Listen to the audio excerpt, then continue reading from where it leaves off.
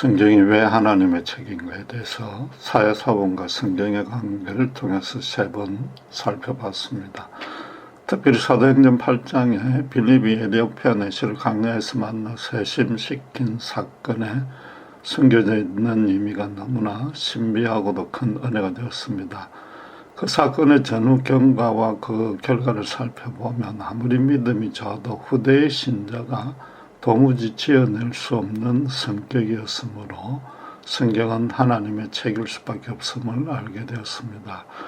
바꿔 말해서 기독교가 그 자체적인 교리로서 성경이 하나님이 계시한 절대적인 진리라고 주장하는 것이 절대 아니라는 뜻입니다. 성경의 기록은 처음부터 끝까지 역사적 사실일 뿐만 아니라 그 내용 자체가 스스로 하나님의 말씀임을 증명합니다. 따라서 누구라도 성경이 무엇을 말하는지 진지하고도 겸손하게 마음을 열고 정독하면 반드시 그 사실을 인정할 수밖에 없습니다. 대표적인 예들이 있습니다. 프랭크 모리슨이라는 기자가 예수님의 부활이 황당한 거짓일 수밖에 없다고 여기고 성경에서 조작된 증거를 찾으려 시도했습니다. 그러나 성경을 읽자 오히려 도무지 부인할 수 없는 진실이라는 증거만 발견하고서 누가 무덤에 돌을 옮겼는가라는 부활을 변증하는 책을 제작했습니다. 또 리 스트로벨이라는 마찬가지로 언론인 출신이라 냉철한 지성인이었는데 기독교에 대해서 냉소적이고 비판적이었습니다. 그가 먼저 믿은 아내를 따라서 교회 출석하다가 창조세계의 비밀이라는 창조주 하나님을 변증하는 책을 저작했습니다.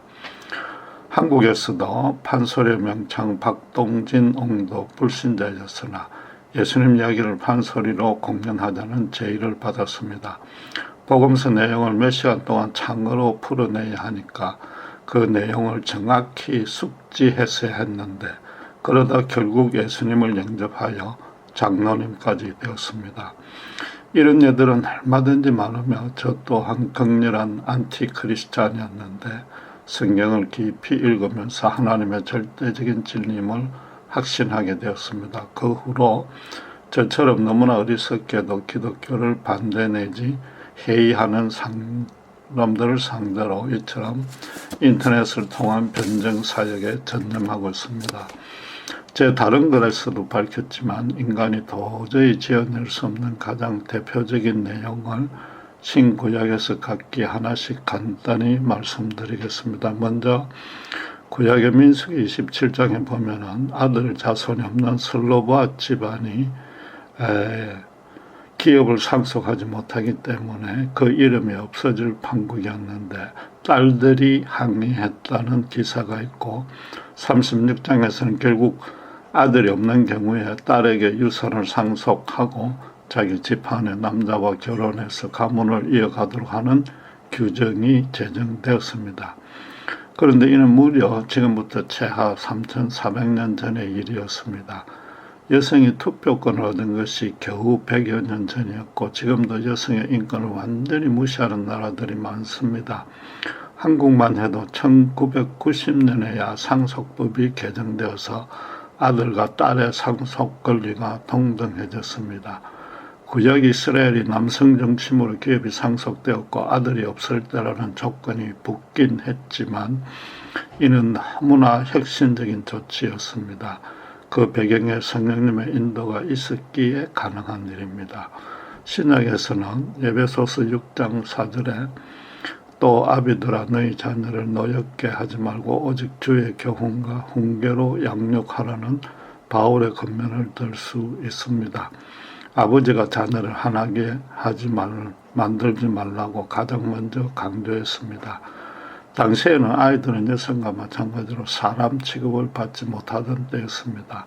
로마 귀족들은 첩을 열어두어서 자식들이 너무 많았기에 나중에 자기 호적에 올릴 아이를 선별했고 나머지는 노예로 팔기도 하던 시절이었습니다. 자녀들의 감성적 지능, 이모셔널 인텔리전스가 인간관계 형성과 인생을 성공하는 데 더 중요하다는 이견이 미국에서 1995년 데니스 콜만이 처음 제기했고 2004년에 심리학자 피터 샬보리와 존 메이어에 의해서 이론으로 체계화되었습니다. 바울은 그보다 무려 2000년 전에 이미 자녀들의 감정을 존중하라고 권합니다. 유교의 가부장적 간섭이 아직도 남아있는 한국의 아버지들에게는 지금도 여전히 쉽게 지킬 수 없는 말씀입니다. 이 또한 성령이 역사하여 하나님의 심정을 바울이 대변하게 된 것이라는 설명으로밖에 이해되지 않는 일인 것입니다. 간단히 두 가지 예만 들었지만 참으로 중요한 의미를 지닙니다. 만약 후대에 믿음이 좋은 신자들이 성경의 기록을 조작 내지 추가했다는 비판이 오르려면은 지금 이 시대에 성경이 저작된 지 2000년 후에도 성경은 제대로 저작되지 않고 있었다는 뜻이 되어버립니다. 상기 두 내용만 해도 겨우 오늘날에서야 선진국의 최고 수준의 학자들이 의견 일치를 봐야만 가능했던 일이지 않습니까? 이런 맥락에서 정말로 간곡히 당부드리고 싶습니다. 성경이 왜 하나님의 말씀이냐고 무턱대고 비평과 반말만 하지 말고 처음부터 끝까지 한번 정독해 보시기 바랍니다. 서울에 가보지도 못한 시골 사람이 남대문을 두고 이렇다 저렇다 비평해서 너무 불합리한 일이지 않습니까?